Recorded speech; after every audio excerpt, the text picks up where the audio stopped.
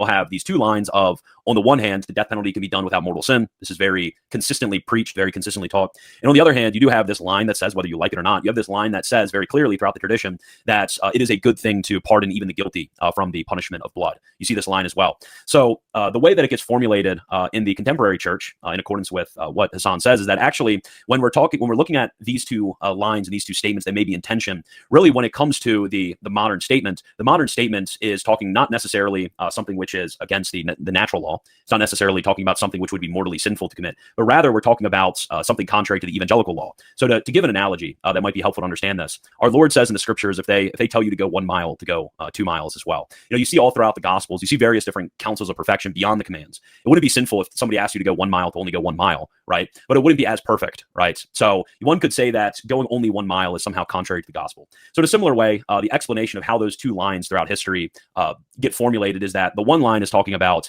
what is a sort of act of perfection in accordance with the gospel, and the other line is talking about what is or is not sinful in accordance with natural law.